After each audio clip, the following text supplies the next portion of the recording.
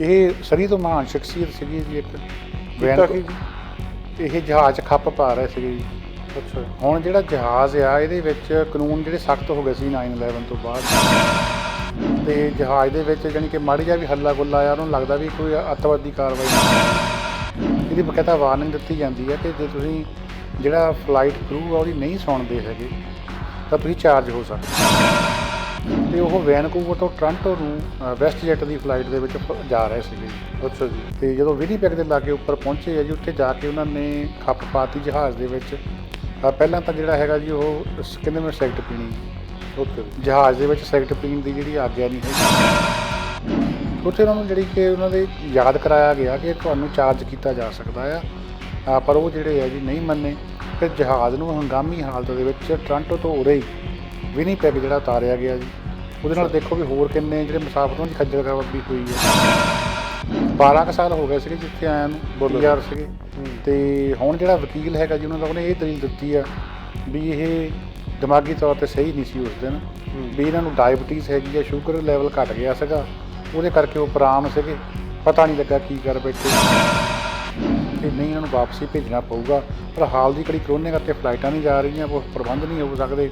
ਉਨਾ ਚਿਰ ਅੰਟਾਰੀਓ ਕਿਸੇ ਆਪਣੇ ਰਿਸ਼ਤੇਦਾਰ ਕੋਲ ਲੈ ਲੈਣ ਜਿਹੜਾ ਹੈਗਾ, ਉਸ ਤੋਂ ਬਾਅਦ ਜਿਹੜੀ ਡਿਪੋਰਟੇਸ਼ਨ ਜਿਹੜੀ ਆ ਉਹ ਲੱਗੂਗੀ।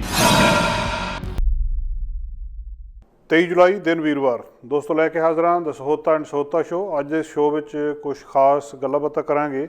ਇੱਕ ਖਬਰ ਆ ਰਹੀ ਹੈ ਕਿ ਇੱਕ ਪੰਜਾਬੀ ਨੂੰ ਡਿਪੋਰਟ ਕੀਤਾ ਜਾ ਰਿਹਾ ਕੈਨੇਡਾ ਤੋਂ। ਗੁਨਾਹ ਕੀ ਕੀਤਾ ਉਹਨੇ? ਸੁਣਦੇ ਆ PR ਨੂੰ ਡਿਪੋਰਟ ਕੀਤਾ ਜਾ ਸਕਦਾ, ਕੀ ਹੋ ਸਕਦਾ ਇਹਦੇ ਬਾਰੇ ਗੱਲਾਂ ਬਾਤਾਂ ਕਰਾਂਗੇ। ਅਮਰੀਕਾ ਦੇ ਵਿੱਚ ਇੱਕ ਲਗਭਗ ਇੱਦਾਂ ਦੀ ਖਬਰ ਆ ਰਹੀ ਹੈ ਕਿ ਜਿਹੜੇ ਲੋਕ ਗਲਤ ਤਰੀਕੇ ਦੇ ਨਾਲ ਦੇਸ਼ ਦੇ ਵਿੱਚ ਦਾਖਲ ਹੋ ਕੇ ਭਾਵੇਂ ਪੱਕੇ ਹੋ ਗਏ ਆ ਉੱਥੇ ਦੇ, ਉਹਨਾਂ ਨੂੰ ਕੁਛ ਖਾਸ ਕਿਸਮ ਦੀਆਂ ਸਹੂਲਤਾਂ ਤੋਂ ਵਾਂਝੇ ਰੱਖਿਆ ਜਾ ਰਿਹਾ। ਮਤਲਬ ਜਿਹੜੇ ਪੱਕੇ ਹੋ ਗਏ ਆ, ਗਲਤ ਤਰੀਕੇ ਨਾਲ ਆਏ ਸੀ, ਉਹਨਾਂ ਨੂੰ ਬਾਕੀ ਪੱਕਿਆਂ ਦੇ ਬਰਾਬਰ ਨਹੀਂ ਮੰਨਿਆ ਜਾਊਗਾ। ਇਸ ਤਰ੍ਹਾਂ ਦੀਆਂ ਗੱਲਾਂ ਬਾਤਾਂ ਚੱਲ ਰਹੀਆਂ। ਭਵਿੱਖ ਕੀ ਹੋਊਗਾ ਇਹਦੇ ਬਾਰੇ ਅੱਜ ਖਾਸ ਗੱਲਬਾਤ ਦ ਸਹੋਤਾ ਐਂਡ ਸਹੋਤਾ ਸ਼ੋਅ। ਗੱਲ ਜ਼ਰਾ ਹਟ ਕੇ। ਸਤਿ ਸ਼੍ਰੀ ਅਕਾਲ ਗੁਰਪ੍ਰੀਤ ਜੀ, ਬਹੁਤ ਬਹੁਤ ਸਵਾਗਤ ਹੈ ਜੀ ਆਇਆਂ ਨੂੰ। ਸਰਕਾਰ ਜੀ ਤੁਹਾਨੂੰ ਅਤੇ ਨਾਲ ਹੀ ਦੂਰ ਬੈਠੇ ਨੇੜੇ ਬੈਠੇ ਸਾਰੇ ਸਰੋਤੇ ਜੋ ਦਰਸ਼ਕ ਦੇਖ ਰਹੇ ਆ ਪ੍ਰੋਗਰਾਮ, ਸਾਰਿਆਂ ਨੂੰ ਪਿਆਰ ਸਤਿਕਾਰ ਭਰੀ ਸਤਿ ਸ਼੍ਰੀ ਅਕਾਲ। ਸਰੀ ਦੇ ਪਾਇਲ ਬਿਜ਼ਨਸ ਸੈਂਟਰ 'ਚ ਸੁਨਿਆਰਿਆਂ ਦੀ ਮਸ਼ਹੂਰ ਦੁਕਾਨ ਮਹਿੰਦਰਾ ਜਿਊਲਰਸ, ਉਹਨਾਂ ਦੇ ਸਹਿਯੋਗ ਨਾਲ ਇਹ ਪ੍ਰੋਗਰਾਮ ਹਾਜ਼ਰ ਆ। ਗਹਿਣਿਆਂ ਦੇ ਨਵੇਂ ਤੋਂ ਨਵੇਂ ਡਿਜ਼ਾਈਨ ਅਤੇ ਖਰਾ ਸੋਨਾ ਇਹਨਾਂ ਦੀ ਖਾਸੀਅਤ ਆ ਜੋ ਬਾਜ਼ਾਰ 'ਚ ਹੋਰ ਕਿਤੋਂ ਨਹੀਂ ਮਿਲਦਾ। ਡਾਇਮੰਡ ਜਿਊਲਰੀ ਦੇ ਉੱਤੇ ਇਸ ਵੇਲੇ 15% ਡਿਸਕਾਊਂਟ ਜਿਹੜਾ ਦੇ ਰਹੇ ਆ ਜੀ। ਅੱਖੀਂ ਦੇਖਣ ਦੇ ਵਾਸਤੇ ਇਹਨਾਂ ਦੇ ਗਹਿਣੇ ਪਹੁੰਚੋ ਉਹਨਾਂ ਦੇ ਸ਼ੋਅਰੂਮ ਯੂਨਿਟ ਨੰਬਰ 332 8128 ਸਟਰੀਟ ਸਰੀ। ਅਤੇ ਜੇ WhatsApp 'ਤੇ ਦੁਨੀਆ ਭਰ ਚੁੱਕੇ ਤੇ ਉਹ ਵੀ ਵੀਡੀਓ ਕਾਲ ਕਰਕੇ ਔਨਲਾਈਨ ਗਹਿਣੇ ਦੇਖਣੇ ਅਤੇ ਖਰੀਦਣੇ ਹੋਣ ਤਾਂ ਨੰਬਰ ਸੇਵ ਕਰ ਲਓ 604 916 1010 ਮਹਿੰਦਰਾ ਜਿਊਲਰਸ। ਜੀ ਗੁਰਪ੍ਰੀਤ ਜੀ, ਬਹੁਤ ਸਾਰੇ ਲੋਕ ਹੁਣ ਵੀਕਐਂਡ ਦੇ ਉੱਤੇ ਬਾਹਰ ਨਿਕਲਦੇ ਆ, ਬੀਚਜ਼ ਪਾਰਕਾਂ ਭਰੇ ਹੁੰਦੇ ਆ, ਹੋਟਲ ਵਗੈਰਾ ਦੇ ਵਿੱਚ ਵੀ ਪਹੁੰਚਣ ਲੱਗ ਪਏ, ਉਹਨਾਂ ਦਾ ਕੰਮ ਕੁਮ ਖੁੱਲ੍ਹ ਗਿਆ ਪੂਰਾ, ਹੁਣ ਚੱਲਦਾ ਜੀ। ਜਿਹੜੇ ਹੋਟਲਾਂ ਦੇ ਵਿੱਚ ਕੈਨੇਡਾ ਡੇ ਜਿਹੜਾ ਲੌਂਗ ਵੀਕਐਂਡ ਸੀਗਾ ਜੀ, ਉਹਦੇ ਵਿੱਚ ਤਾਂ ਕਾਫੀ ਦੱਸਦੇ ਸੀਗੇ ਕਿ ਰਸ਼ ਹੋ ਗਿਆ ਸੀ। ਸਪੈਸ਼ਲੀ BC ਦੇ ਵਿੱਚ ਜੇ ਗੱਲ ਕਰੀਏ, ਜਿਹੜੇ BC ਦੇ ਟੂਰਿਸਟ ਅਟਰੈਕਸ਼ਨ, ਚਾਹੇ ਵਿਸਲਰ ਕਹਿ ਲਈਏ, ਇੱਧਰ ਵਿਕਟੋਰੀਆ, ਟਫੀਨੋ ਕਹਿ ਲਈਏ, ਜਾਂ ਓਕਨੌਗਨ ਏਰੀਆ ਜਿਹੜਾ ਜਿੱਥੇ ਕਿ ਲੇਕ ਦੇ ਦੁਆਲੇ ਸ਼ਹਿਰ ਵਸੇ ਹੋਏ ਆ, ਕਲੋਨਾ, ਵਰਨਨ, ਪੰਟਿਕਟਨ, ਪੀਚਲੈਂਡ, ਸਮਰਲੈਂਡ ਵਗੈਰਾ, ਅਸੋਈਅਸ, ਉੱਥੇ ਜਿਹੜਾ ਕਾਫੀ ਰਸ਼ ਪੈ ਗਿਆ ਸੀਗਾ। ਮੋਟਲ ਜਿਹੜੇ ਹੋਟਲ ਮਿਲ ਨਹੀਂ ਸੀ ਰਹੇ, ਅਤੇ ਉਹਦਾ ਸਿੱਟਾ ਇਹ ਨਿਕਲਿਆ ਕਿ ਨਾਲ ਹੀ BC ਦੇ ਵਿੱਚ ਕਰੋਨਾ ਦੇ ਜਿਹੜੇ ਕੇਸ ਆ ਉਹ ਬਹੁਤ ਵੱਧ ਗਏ ਆ। ਅਤੇ ਜਿਹੜੇ ਸਾਡੇ ਮੁੱਖ ਮੰਤਰੀ ਜੌਨ ਹੌਰੀਗਨ ਆ, ਅੱਜ ਉਹਨਾਂ ਨੂੰ ਸਪੈਸ਼ਲੀ ਆ ਕੇ ਕਹਿਣਾ ਪਿਆ ਵੀ ਗੱਲ ਜਿਹੜੀ ਆ ਦੁਬਾਰਾ ਹੱਥੋਂ ਨਿਕਲਦੀ ਜਾ ਰਹੀ ਆ। ਡਾਕਟਰ ਬੌਨੀ ਹੈਨਰੀ ਕਹਿੰਦੇ ਵੀ ਪਿਛਲੇ 4 ਦਿਨਾਂ ਦੇ ਵਿੱਚ ਕੇਸ 150 ਤੋਂ ਉੱਪਰ ਟੱਪ ਗਿਆ ਆ, ਅਤੇ ਇੱਕ ਵਾਰੀ ਫਿਰ ਧਮਾਕਾ ਹੋਣ ਵਾਲੇ ਹਾਲਾਤ ਜਿਹੜੇ ਬਣ ਗਏ ਆ। ਜਿਹੜਾ ਮਾਡਲ ਦਿਖਾ ਰਿਹਾ ਆ ਉਹਦੇ ਹਿਸਾਬ ਦੇ ਨਾਲ ਆਪਾਂ ਸਹੀ ਨਹੀਂ ਹੈਗੇ। 1000 ਤੋਂ ਉੱਪਰ ਲੋਕ ਜਿਹੜੇ ਆ ਉਹ ਕਲੋਨਾ ਦੇ ਕਰਕੇ, ਜਿਹੜੇ ਕਲੋਨਾ ਗਏ ਸੀਗੇ, ਆਲੇ ਦੁਆਲੇ ਗਏ ਸੀਗੇ, ਉਹ ਆਪੋ ਆਪਣੇ ਘਰ 'ਚ ਕੁਆਰੰਟੀਨ ਹੋਏ ਬੈਠੇ ਆ ਜੀ। ਉਹਨਾਂ ਨੂੰ ਸ਼ੱਕ ਹੈ ਵੀ ਕਿਤੇ ਸਾਨੂੰ ਕਰੋਨਾ ਨਾ ਹੋ ਗਿਆ ਹੋਵੇ ਜੀ। ਸੋ ਇਸ ਕਰਕੇ ਹਾਲਾਤ ਜਿਹੜੇ ਉਹ ਇਹੋ ਜਿਹੇ ਬਣ ਜਾਣ ਜਦੋਂ, ਅਤੇ ਵੈਸੇ ਪੂਰਾ ਜੇ ਓਵਰਆਲ ਦੇਖੀਏ ਤਾਂ ਇਹਦਾ ਆਪਾਂ ਕੁਝ ਸ਼ਹਿਰਾਂ ਦੀ ਗੱਲ ਕਰ ਰਹੇ ਹਾਂ। ਵੈਸੇ ਹੋਟਲਾਂ ਮੋਟਲਾਂ ਜਿਹੜਾ ਬਿਜ਼ਨਸ ਆ ਪੂਰੇ ਕੈਨੇਡਾ ਭਰ ਦੇ ਵਿੱਚ, ਅਮਰੀਕਾ ਭਰ ਦੇ ਵਿੱਚ ਮੰਦੇ ਦੇ ਵਿੱਚ ਹੈ ਜੀ। ਕਿਉਂਕਿ ਜਿਹੜੇ ਹੋਟਲ ਮੋਟਲ ਸਿਰਫ ਟੂਰਿਸਟ ਅਟਰੈਕਸ਼ਨਾਂ ਦੇ ਲਾਗੇ ਨਹੀਂ ਹੈਗੇ। ਚਲੋ ਇਹ ਤਾਂ ਕੁਝ ਸੀਗੀਆਂ ਵੀ BC 'ਚ ਖੁੱਲ੍ਹ ਮਿਲ ਗਏ, ਲੋਕ ਚੱਲ ਗਏ, ਹੁਣ ਪਤਾ ਨਹੀਂ ਦੁਬਾਰਾ ਕੀ ਬਣਨਾ, ਬੰਦ ਨਾ ਹੋ ਜਾਣ ਕਿਤੇ। ਪਰ ਇਹ ਓਵਰਆਲ ਜੀ ਹਰੇਕ ਸ਼ਹਿਰ ਦੇ ਵਿੱਚ ਹੋਟਲ ਮੋਟਲ ਹੈਗੇ ਆ। ਲੋਕ ਆਉਂਦੇ ਜਾਂਦੇ ਸੀਗੇ, ਘੁੰਮਣ ਫਿਰਨ ਆਉਂਦੇ ਸੀ। ਅਮਰੀਕਾ ਤੋਂ ਲੋਕ, ਯੂਰਪ ਤੋਂ ਆਉਂਦੇ ਸੀ, ਕਿੰਨੇ ਆਸਟ੍ਰੇਲੀਆ, ਨਿਊਜ਼ੀਲੈਂਡ ਤੋਂ ਆਉਂਦੇ ਸੀ, ਆ ਕੇ ਇੱਥੇ ਰਹਿੰਦੇ ਸੀ। ਇਸੇ ਤਰ੍ਹਾਂ ਜਿਹੜੇ ਕੈਨੇਡੀਅਨ ਲੋਕ ਆ ਅਮਰੀਕਾ ਜਾਂਦੇ ਸੀਗੇ। ਬਿਲਕੁਲ, ਅਮਰੀਕਾ ਦੇ ਵਿੱਚ ਹੋਰ ਬਹੁਤ ਮੁਲਕਾਂ ਤੋਂ ਲੋਕ ਆਉਂਦੇ ਸੀਗੇ, ਤੇ ਜਿਹੜੇ ਬਿਜ਼ਨਸਮੈਨ ਆ ਉਹ ਟਰੈਵਲ ਕਰਦੇ ਸੀਗੇ, ਉਹ ਸਾਰਾ ਕੁਝ ਬੰਦ ਹੋਇਆ ਹੈ ਜੀ। ਹੁਣ ਜਿਹੜੀ ਕੈਨੇਡੀਅਨ ਹੋਟਲ ਐਸੋਸੀਏਸ਼ਨ ਹੈ ਉਹਨਾਂ ਦੇ ਮੁਤਾਬਕ ਉਹ ਕਹਿੰਦੇ ਵੀ 5% ਆਕੂਪੈਂਸੀ ਹੈ ਜੀ ਰਹੀ ਐਵਰੇਜ ਮਾਰਚ ਦੇ ਵਿੱਚ। ਮਤਲਬ ਕਿ ਜੇ ਕੋਈ ਹੋਟਲ ਦੇ ਵਿੱਚ 100 ਕਮਰਾ ਆ ਤਾਂ ਉਹਦੇ ਵਿੱਚੋਂ 5 ਕਮਰੇ ਜਿਹੜੇ ਭਰੇ ਹੋ ਸਕੇ, 95 ਖਾਲੀ ਸੀਗੇ ਜੀ। ਤੇ ਜਿਹੜਾ ਲੰਘਿਆ ਵੀਕਐਂਡ ਲੰਘ ਕੇ ਗਿਆ ਜੀ ਵੀਕਐਂਡ, ਇਹਦੇ ਵਿੱਚ ਵੈਨਕੂਵਰ ਦੇ ਵਿੱਚ 7% ਆਕੂਪੈਂਸੀ ਜਿਹੜੀ ਦੱਸੀ ਗਈ ਹੈ ਜੀ।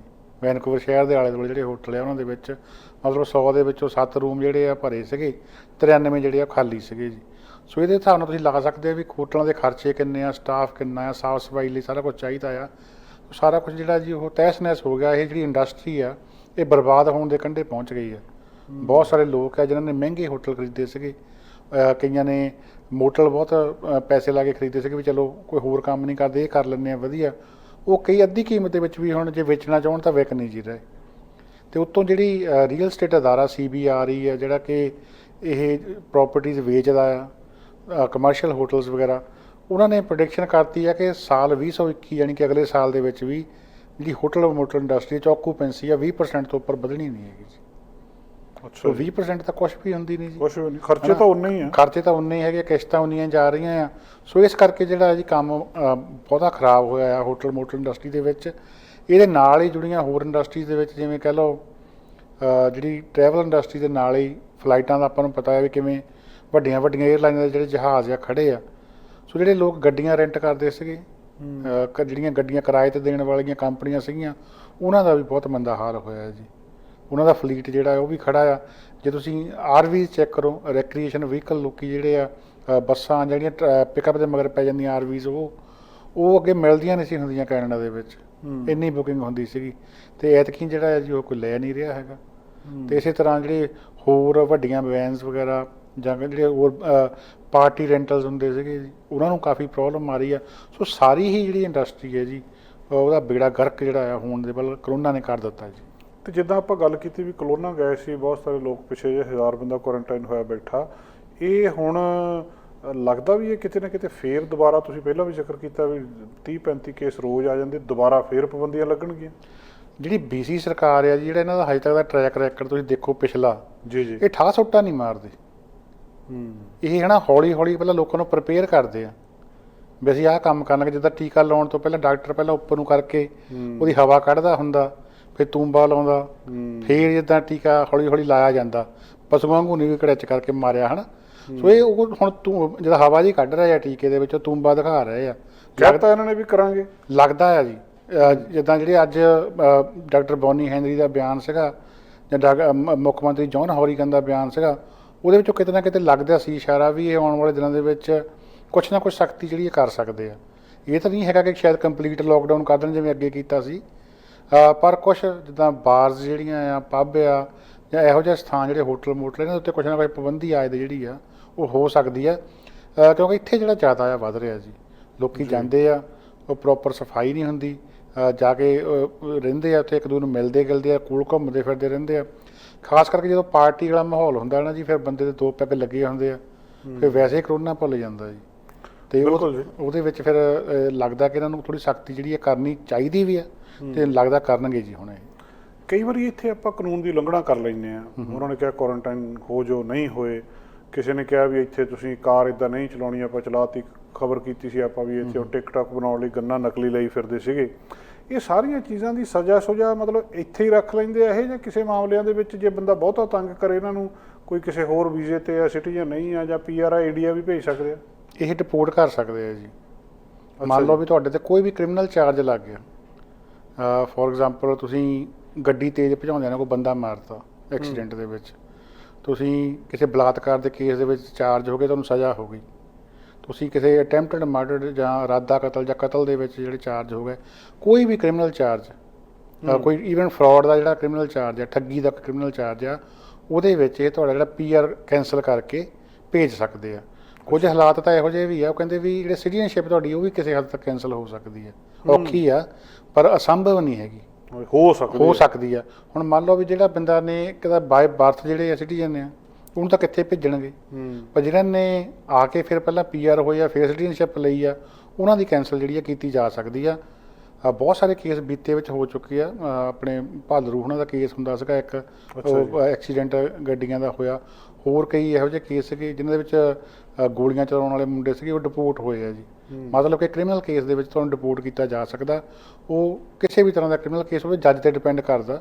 ਪਹਿਲਾਂ ਤੁਹਾਨੂੰ ਸਜ਼ਾ ਦਿੰਦੇ ਆ ਤੇ ਉਦੋਂ ਬਾਅਦ ਸਜ਼ਾ ਭੁਗਤਣ ਤੋਂ ਬਾਅਦ ਜਿਹੜਾ ਫਿਰ ਤੁਹਾਡੇ ਜੱਜ ਡਿਸਾਈਡ ਕਰਦਾ ਵੀ ਇਹ ਸਜ਼ਾ ਦੇ ਵਿੱਚ ਕਿਵੇਂ ਰਿਹਾ ਜਾਂ ਇਹਦੀ ਹਾਲਾਤ ਕਿਵੇਂ ਆ ਤੇ ਵੀ ਇਹਨੂੰ ਡਿਪੋਰਟ ਕਰਨਾ ਚਾਹੀਦਾ ਕਿ ਨਹੀਂ। ਪਰ ਬਹੁਤਿਆਂ ਕੇਸਾਂ ਵਿੱਚ ਡਿਪੋਰਟ ਕਰ ਦਿੰਦੇ ਆ ਜੀ। ਇੱਕ ਰੀਸੈਂਟਲੀ ਬੰਦਾ ਕੋਈ ਡਿਪੋਰਟ ਹੋਇਆ ਪੰਜਾਬੀ ਆਪਣਾ, ਇਹ ਸਰੀ ਤੋਂ ਮਹਾਨ ਸ਼ਖਸੀਅਤ ਸੀਗੀ ਜੀ ਇੱਕ। ਕੀਤਾ ਕੀ ਜੀ?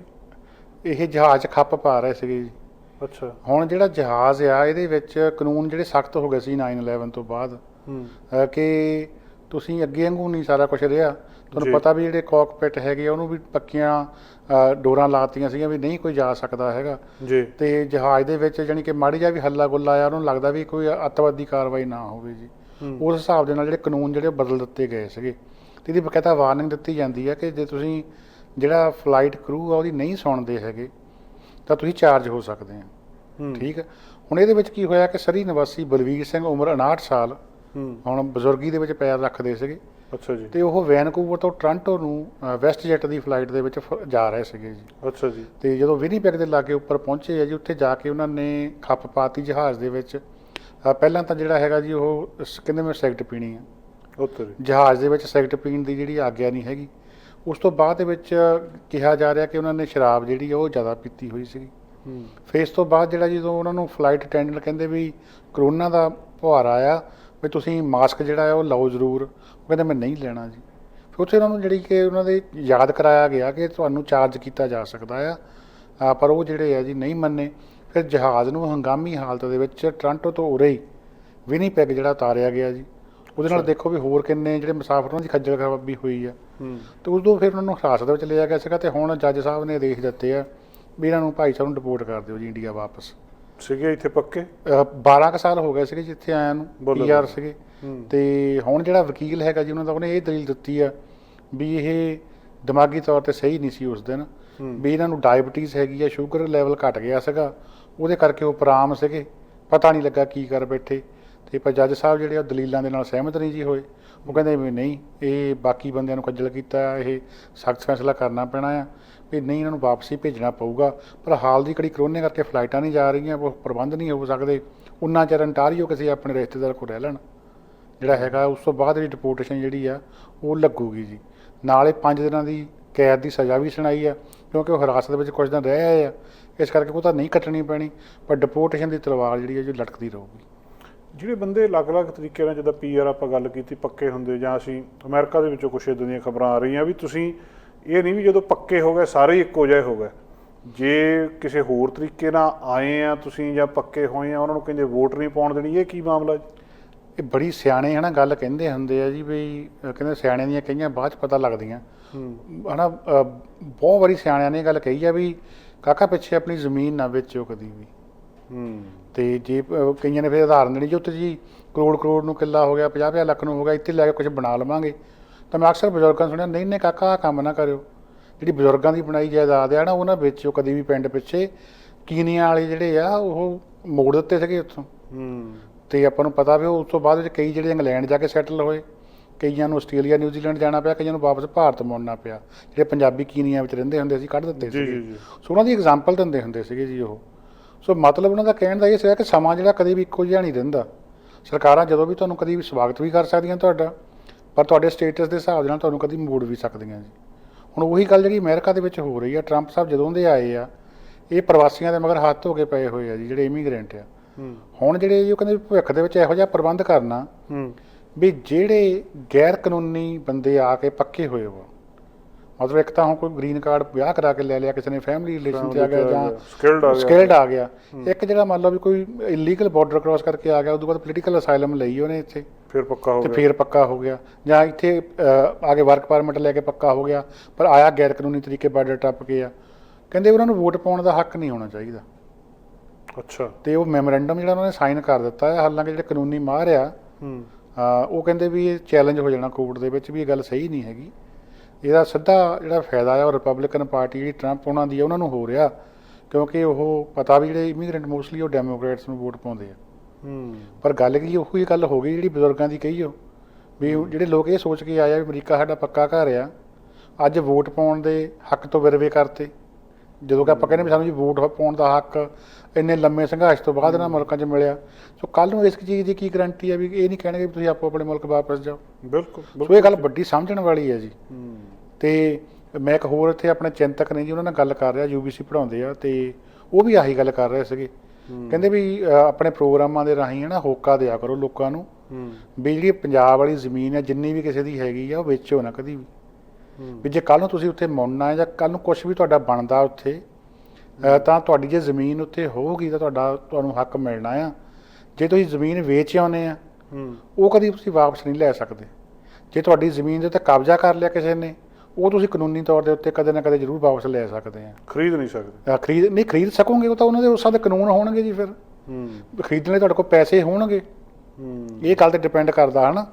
ਤੇ ਦੂਜੀ ਗੱਲ, ਕਾਨੂੰਨ ਉਸ ਵੇਲੇ ਕਿਸੇ ਕਿੱਦਾਂ ਦਾ ਵੀ ਕੋਈ ਬਾਹਰਲਾ ਸਿਟੀਜ਼ਨ ਜਿਹੜਾ ਜ਼ਮੀਨ ਖਰੀਦ ਸਕਦਾ ਕਿ ਨਹੀਂ। ਪਰ ਜੇ ਤੁਹਾਡੇ ਕੋਲ ਪਈ ਆ ਤੇ ਉਹ ਐਵੇਂ ਥੋੜ੍ਹੇ ਜਿਹੇ ਲਾਲਚ ਦੇ ਬਦਲੇ ਵੇਚੋ ਨਾ ਉਹਨੂੰ।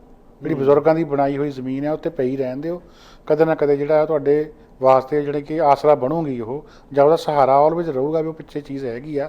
ਤੇ ਜਦੋਂ ਮੈਂ ਅਮਰੀਕਾ ਦੀ ਇਹ ਖਬਰ ਪੜ੍ਹ ਰਿਹਾ ਸੀ, ਸੁਣ ਰਿਹਾ ਸੀਗਾ, ਤੇ ਮੇਰੇ ਦਿਮਾਗ ਵਿੱਚ ਉਸੇ ਵੇਲੇ ਉਹ ਬਜ਼ੁਰਗਾਂ ਦੀ ਗੱਲ ਆਈ ਵੀ ਕਿੰਨੀ ਦੂਰ ਅੰਦੇਸ਼ੀ ਦੀ ਗੱਲ ਜਿਹੜੀ ਆ ਉਹਨਾਂ ਨੇ ਕੀਤੀ ਆ। ਹੁਣ ਇਹ ਗੱਲ ਵੱਡੇ ਪੱਧਰ ਦੇ ਉੱਤੇ ਮੈਨੂੰ ਲੱਗਦਾ ਵੀ ਇਹ ਪ੍ਰਚਾਰਨੀ ਚਾਹੀਦੀ ਆ ਲੋਕਾਂ ਨੂੰ ਵੀ, ਗਾਹਾਂ ਵੀ, ਕਿ ਆਪਾਂ ਜ਼ਮੀਨ ਆਪਣੀ ਉੱਥੇ ਨਾ ਵੇਚੀਏ। ਬਹੁਤੇ ਲੋਕੀ ਜਿਹੜੇ ਆ ਜੀ ਵਾਤਾਵਰਨ ਬਾਰੇ ਚਿੰਤਤ ਬਹੁਤ ਆ ਪੰਜਾਬ ਦੇ ਬਾਰੇ। ਤੇ ਜੇ ਕਿਸੇ 4-5 ਏਕੜ 10 ਏਕੜ ਪਈ ਆ, ਉਹਦੇ ਵਿੱਚ ਅੱਧੇ ਏਕੜ 'ਚ ਕੋਈ ਜੰਗਲ ਜੁੰਗਲੇ ਲਾ ਦਈਏ, ਦਰਖਤ ਲਾ ਦਈਏ, ਘੱਟੋ ਘੱਟ ਉੱਥੇ ਜਿਹੜਾ ਆਲਾ ਦੁਆਲਾ ਆਕਸੀਜਨ ਇਹ ਵਧੀਆ ਲਊਗਾ। ਸੋ ਇਹੋ ਜਿਹੇ ਕੰਮ ਆਪਾਂ ਨੂੰ ਲੋਕ ਭਲਾਈ ਦੇ ਜਿਹੜੇ ਗਾਹਾਂ ਕਰਨੇ ਪੈਣੇ ਆ। ਫਿਊਚਰ ਪਤਾ ਨਹੀਂ ਕਹਾਂ ਕਿਹਦਾ ਕਿੱਧਰ ਨੂੰ ਜਾਣਾ ਹੈ। ਬਿਲਕੁਲ ਠੀਕ ਗੱਲ ਹੈ ਜੀ। ਇਹ ਜਦੋਂ ਅਸੀਂ ਫਿਊਚਰ ਦੀ ਗੱਲ ਕਰਦੇ ਹਾਂ ਤਾਂ ਕਰੋਨਾ ਸਭ ਤੋਂ ਪਹਿਲਾਂ ਸਾਡੇ ਮੂਹਰੇ ਆ ਜਾਂਦਾ ਵੀ ਇਹ ਠੀਕ ਵੀ ਹੋਣਾ ਕਿ ਕਹਾਂ ਸਾਰੀ ਜਿਹੜੀ ਦੁਨੀਆ ਇੱਦਾਂ ਹੀ ਰਹਿਣੀ ਹੈ। ਜਦੋਂ ਇਹਦੀ ਗੱਲ ਕਰਦੇ ਹਾਂ ਤਾਂ ਫਿਰ ਆਉਂਦਾ ਵੀ ਜਿਹਨੇ ਕਿਸੇ ਨੇ ਵੀ ਵੈਕਸੀਨ ਕੱਢਤੀ ਉਹਨੂੰ ਨੋਬਲ ਪ੍ਰਾਈਜ਼ ਤਾਂ ਮਿਲ ਸਕਦਾ, ਜਿਹਨੂੰ ਮਿਲਣਾ ਹੀ ਆ, ਜਿੰਨੀ ਗੱਲਬਾਤ ਆ। ਜਦੋਂ ਨੋਬਲ ਪ੍ਰਾਈਜ਼ ਦੀ ਗੱਲ ਚੱਲਦੀ ਹੈ ਤਾਂ ਅਸੀਂ ਸੋਚਦੇ ਵੀ ਜਿਹੜੇ ਇਹ ਹਰ ਸਾਲ ਮਿਲਦੇ ਆ, ਉਹ ਸੈਰਾਮਨੀਜ਼ ਹੁੰਦੀਆਂ, ਸਾਰੀ ਦੁਨੀਆ 'ਚ ਸਾਰਾ ਕੁਝ ਜਿਹੜਾ ਬੰਦ ਹੋ ਗਿਆ, ਇਹ ਨੋਬਲ ਪ੍ਰਾਈਜ਼ ਦੇਣਗੇ। ਨੋਬਲ ਪ੍ਰਾਈਜ਼ ਦੀ ਜਿਹੜੀ ਸ਼ੁਰੂਆਤ ਹੈ ਜੀ 1901 ਸਨ ਦੇ ਵਿੱਚ ਹੋਈ ਸੀਗੀ। ਅੱਛਾ ਜੀ। ਸਵੀਡਨ ਦੇ ਵਿਗਿਆਨੀ ਐਲਫਰਡ ਨੋਬਲ ਦੇ ਨਾਂ ਦੇ ਉੱਤੇ ਦਿੱਤਾ ਜਾਂਦਾ ਜੀ। ਪਹਿਲਾਂ ਅਨਾਉਂਸ ਕੀਤੇ ਜਾਂਦੇ ਆ, ਜਿਵੇਂ ਕਿ ਅਮਨ ਦੇ ਵਿੱਚ, ਪੀਸ ਦੇ ਵਿੱਚ, ਜਿਹਦੇ ਨਾਲ ਸਾਇੰਸ ਦੇ ਵਿੱਚ, ਸਾਹਿਤ ਦੇ ਵਿੱਚ ਅੱਡ ਕੈਟਾਗਰੀਜ਼ ਜਿਹੜੀਆਂ ਹੈਗੀਆਂ ਇਹਦੀਆਂ ਜੀ।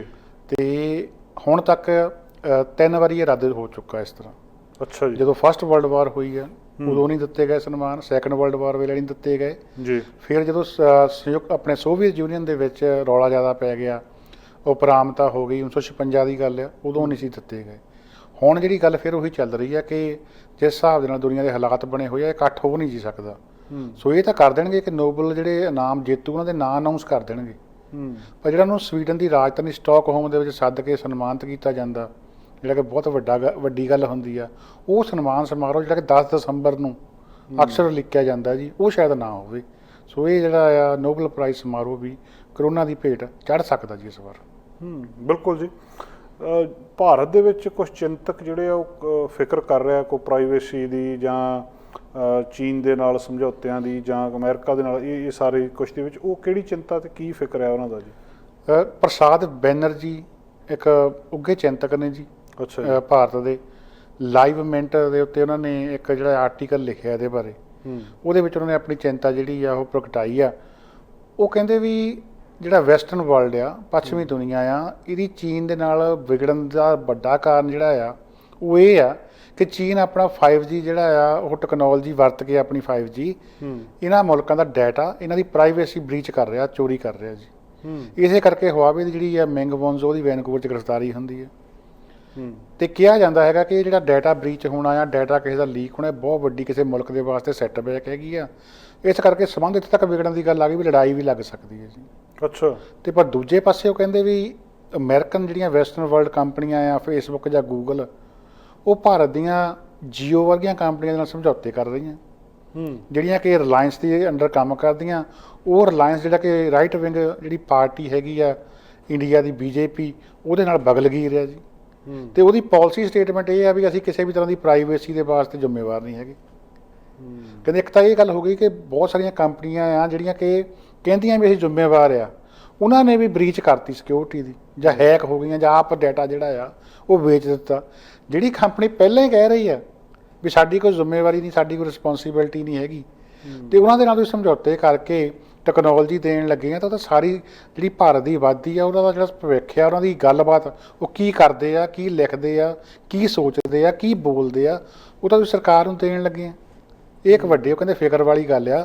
ਜਿਹੜੇ ਭਾਰਤ ਦੇ ਬੁੱਧੀਜੀਵੀ ਆ, ਭਾਰਤ ਦੇ ਚਿੰਤਕ ਆ, ਇਹਨਾਂ ਨੂੰ ਸਾਰਿਆਂ ਨੂੰ ਇਹਦੇ ਬਾਰੇ ਆਵਾਜ਼ ਉਠਾਉਣੀ ਚਾਹੀਦੀ ਆ ਤੇ ਵੈਸਟਰਨ ਵਰਲਡ ਦੇ ਵਿੱਚ ਵੀ ਆਵਾਜ਼ਾਂ ਉੱਠਣੀਆਂ ਚਾਹੀਦੀਆਂ ਆ, ਤਾਂ ਕਿ ਲੋਕਾਂ ਨੂੰ ਪਤਾ ਲੱਗੇ ਕਿ ਐਡੀ ਵੱਡੀ ਸਿਕਿਉਰਿਟੀ ਬ੍ਰੀਚ ਜਿਹੜੀ ਆ ਹੋਣ ਲੱਗੀ ਹੈ ਜੀ।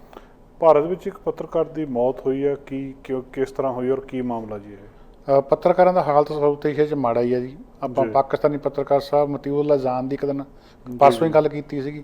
ਤੇ ਹੁਣ ਵਿਕਰਮ ਜੋਸ਼ੀ ਜਿਹੜੇ ਆ ਜੀ, ਉਹਨਾਂ ਦੇ ਸਿਰ 'ਚ ਗੋਲੀ ਮਾਰੀ ਗਈ ਆ। 35 ਸਾਲਾਂ ਦੀ ਉਮਰ ਸੀਗੀ, ਗਾਜ਼ੀਆਬਾਦ ਯੂਪੀ ਤੋਂ ਉਹ ਪੱਤਰਕਾਰ ਸੀਗੇ ਜੀ। ਬੇਟੀਆਂ ਦੇ ਨਾਲ ਆਪਣੇ ਮੋਟਰਸਾਈਕਲ ਜਾਂ ਸਕੂਟਰ 2 ਪਹੀਆ ਵਾਹਨ ਦੇ ਉੱਤੇ ਜਾ ਰਹੇ ਸੀਗੇ ਤੇ ਕੁਝ ਲੋਕਾਂ ਦੇ ਨਾਲ ਜਿਹੜਾ ਉਹਨਾਂ ਦਾ ਤਕਰਾਰ ਚੱਲ ਰਿਹਾ ਸੀਗਾ, ਕੋਈ ਸੱਟੇਬਾਜ਼ੀ ਕਰਨ ਤੋਂ ਰੋਕ ਰਹੇ ਸੀਗੇ। ਇਹ ਵੀ ਕਿਹਾ ਜਾ ਰਿਹਾ ਕਿ ਉਹਨਾਂ ਨੇ ਕੁਝ ਦਿਨ ਪਹਿਲਾਂ ਆਪਣੀ ਭਤੀਜੀ ਦੇ ਸ਼ੋਸ਼ਣ ਦੀ ਪੁਲਿਸ ਕੋਲ ਸ਼ਿਕਾਇਤ ਕੀਤੀ ਸੀਗੀ। ਸੋ ਸ਼ਰੇਆਮ ਬੰਦਾ ਮਾਰਤਾ ਜੀ ਉਹਨਾਂ ਨੇ, ਇੱਕ ਪੱਤਰਕਾਰ। ਤੇ ਪੁਲਿਸ ਜਿਹੜੀ ਆ ਹੁਣ ਉਹ ਕਹਿੰਦੀ ਵੀ ਅਸੀਂ ਜਾਂਚ ਕਰ ਰਹੇ ਹਾਂ, ਬੰਦੇ ਫੜਨ ਦੀ ਕੋਸ਼ਿਸ਼ ਕੀਤੀ ਜਾ ਰਹੀ ਹੈ। ਬਹਿਬਲ ਕਲਾਂ ਮਾਮਲੇ 'ਚ ਕੋਈ ਅਪਡੇਟ ਜੀ? ਬਹਿਬਲ ਕਲਾਂ ਮਾਮਲਾ ਜੀ ਗਰਮਾਰ ਰਿਹਾ ਪੂਰਾ। ਉਦੋਂ ਜਿਹੜੀ ਕਾਂਗਰਸ ਆ ਉਹ ਪੂਰੇ ਰੋਜ਼ ਪ੍ਰੈਸ ਕਾਨਫਰੰਸ ਕਰ ਰਹੀ ਆ। ਅਕਾਲੀ ਦਲ ਬਚਾਅ ਮੋੜ ਦੇ ਵਿੱਚ ਆ। ਸੁਖਬੀਰ ਬਾਦਲ ਹੁਣੀ ਕਹਿੰਦੇ ਵੀ ਜਿਹੜੀ ਵੀਰਪਾਲ ਕੌਰ ਆ, ਡੇਰਾ ਪ੍ਰੇਮਣ, ਉਹਨੇ ਜਿਹੜੇ ਪ੍ਰੈਸ ਕਾਨਫਰੰਸ ਵਿੱਚ ਦੋਸ਼ ਲਾਏ ਆ ਵੀ ਪੋਸ਼ਾਕ ਮੈਂ ਭੇਜੀ ਆ, ਸੁਖਬੀਰ ਬਾਦਲ ਨੇ ਭੇਜੀ ਆ ਡੇਰਾ ਮੁਖੀ ਨੂੰ, ਜਿਹੜੀ ਜਾਮੇ ਇਨਸਾਨ ਦੇ ਗੁਲਾਬੀ ਜਿਹੇ ਰੰਗ ਦੀ ਪਾ ਕੇ ਰੂਹ ਅਫਜ਼ਾ ਵਰਤਾਇਆ ਸੀ, ਵੀ ਉਹਦੇ ਮਾਮਲੇ ਵਿੱਚ ਮੈਂ ਮਾਣਹਾਨੀ ਦਾ ਕੇਸ ਜਿਹੜਾ ਕੀਤਾ ਹੈ ਜੀ ਵੀਰਪਾਲ ਕੌਰ ਦੇ ਉੱਤੇ, ਤੇ ਨਾਲ ਸੰਮਨ ਭੇਜੀ ਹੈ ਜਿਹੜਾ ਨਿਊਜ਼ ਚੈਨਲ ਸੀਗਾ, ਨਿੱਜੀ ਨਿਊਜ਼ ਚੈਨਲ, ਜਿਹਦੇ ਉੱਤੇ ਸਾਰੀ ਚਰਚਾ ਹੋ ਰਹੀ ਸੀਗੀ। ਤੇ ਇਸ ਦੇ ਨਾਲ ਹੀ ਜਿਹੜੇ ਜੀ ਹੁਣ ਗ੍ਰਿਫਤਾਰੀਆਂ ਹੋ ਰਹੀਆਂ ਆ। ਜਿਹੜੇ SHO ਤਤਕਾਲੀ ਸੀ ਗੁਰਦੀਪ ਪੰਧੇਰ, ਉਹਨਾਂ ਨੂੰ 5 ਅਗਸਤ ਤੱਕ ਜੇਲ੍ਹ ਦੇ ਵਿੱਚ ਭੇਜਿਆ ਗਿਆ ਨਾਇਕ ਹਿਰਾਸਤ ਦੇ ਵਿੱਚ।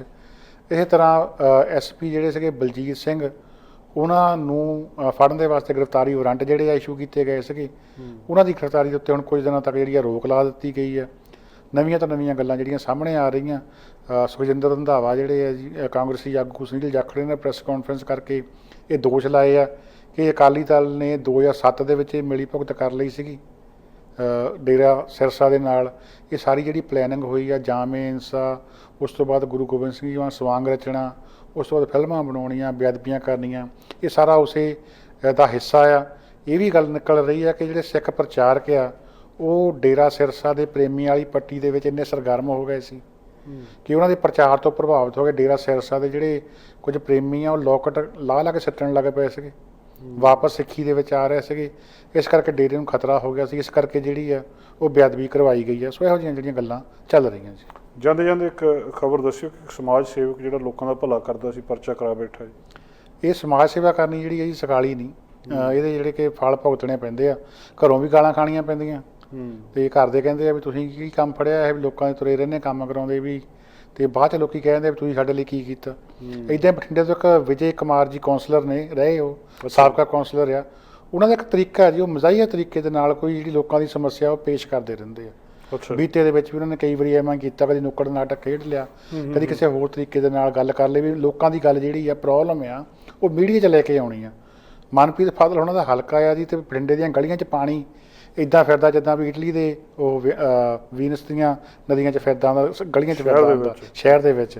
ਸੋ ਉਹਨਾਂ ਨੇ ਕੀਤਾ, ਕਿਸ਼ਤੀ ਜਿਹੜੀ ਹੈ ਜੀ ਕੱਢੀ, ਕਿਸ਼ਤੀ ਕੱਢ ਕੇ ਤੇ ਬਠਿੰਡੇ ਦੀਆਂ ਗਲੀਆਂ ਦੇ ਵਿੱਚ ਚਲਾਉਣ ਲੱਗ ਪਿਆ, ਫੋਟੋਆਂ ਖਿਚਾ ਕੇ ਮੀਡੀਆ ਨੂੰ ਦੇ ਦਿੱਤੀਆਂ, ਸੋਸ਼ਲ ਮੀਡੀਆ ਨੂੰ ਦੇ ਦਿੱਤੀਆਂ ਵੀ ਆਹ ਬਠਿੰਡੇ ਦੀਆਂ ਗਲੀਆਂ ਤਾਂ ਜਿਹੜੀਆਂ ਉਹ ਇਟਲੀ ਦਾ ਵੀਨਸ ਬਣੀਆਂ ਪਈਆਂ ਆ, ਵੀ ਪਾਣੀਓ ਪਾਣੀ ਤੁਰਿਆ ਫਿਰਦਾ ਜੀ। ਤੇ ਉਹ ਕੀ ਹੋਇਆ ਕਿ ਉਹਨਾਂ ਦੀ ਕਿਸ਼ਤੀ ਦੇ ਉੱਤੇ 4-5 ਬੱਚੇ ਜਿਹੜੇ ਆ ਜੋ ਵੀ ਬੈਠੇ ਆ। ਸੋ ਬਜਾਏ ਕਿ ਇਸ ਗੱਲ ਦੇ ਕਿ ਉਹਨਾਂ ਦੀ ਗੱਲ ਦੀ ਗੰਭੀਰਤਾ ਸਮਝਦੇ ਵੀ ਉਹ ਮੁੱਦੇ ਵੱਲ ਕਿਹੜੇ ਵੱਲ ਧਿਆਨ ਲੈਣਾ ਚਾਹੁੰਦੇ ਸੀ, ਵੀ ਕੋਈ ਸੀਵਰੇਜ ਦੇ ਗਟਰ 'ਚ ਡਿੱਗ ਕੇ ਮਰ ਸਕਦਾ, ਕੋਈ ਕਰੰਟ ਲਾ ਕੇ ਮਰ ਜੂ, ਤਾਰ ਡਿੱਗ ਪਈ, ਜਾਂ ਕੋਈ ਹੋਰ ਪ੍ਰੋਬਲਮਸ ਆ, ਬਿਮਾਰੀਆਂ ਫੈਲਣਗੀਆਂ। ਉਹਨਾਂ 'ਤੇ ਇਹ ਪਰਚਾ ਪਾ ਦਿੱਤਾ ਗਿਆ ਕਿ ਉਹਨਾਂ ਨੇ ਜਿਹੜੇ ਬੱਚੇ ਚੜਾਏ ਹੋਏ ਸੀਗੇ ਕਿਸ਼ਤੀ ਦੇ ਉੱਤੇ, ਉਹਨਾਂ ਦੇ ਸੇਫਟੀ ਵੈਸਟ ਜਿਹੜੀਆਂ ਆ ਉਹ ਨਹੀਂ ਪਾਈਆਂ ਹੋਈਆਂ ਸੀਗੀਆਂ ਜੀ। ਸੋ ਲੈਣੇ ਦੇ ਦੇਣੇ ਪੈ ਸਕਦੇ ਆ ਜੀ। ਜੀ ਗੁਰਪ੍ਰੀਤ ਸਿੰਘ ਜੀ, ਬਹੁਤ ਬਹੁਤ ਮਿਹਰਬਾਨੀ, ਸ਼ੁਕਰੀਆ ਜੀ। ਸਰਕਾਰ ਜੀ ਤੁਹਾਡਾ ਬਹੁਤ ਬਹੁਤ ਧੰਨਵਾਦ। ਇੱਕ ਵਾਰੀ ਫਿਰ ਸਾਰੇ ਦਰਸ਼ਕਾਂ ਨੂੰ ਪਿਆਰ ਸਤਿਕਾਰ ਭਰੀ ਸਤਿ ਸ਼੍ਰੀ ਅਕਾਲ। ਸਤਿ ਸ਼੍ਰੀ ਅਕਾਲ ਜੀ ਦੋਸਤੋ, ਇਹਦੇ ਨਾਲ ਅੱਜ ਦਾ ਪ੍ਰੋਗਰਾਮ ਇੱਥੇ ਸਮਾਪਤ ਕਰਦੇ ਹਾਂ। ਕੱਲ ਫਿਰ ਤੁਹਾਡੇ ਨਾਲ ਮੁਲਾਕਾਤ ਹੋਏਗੀ।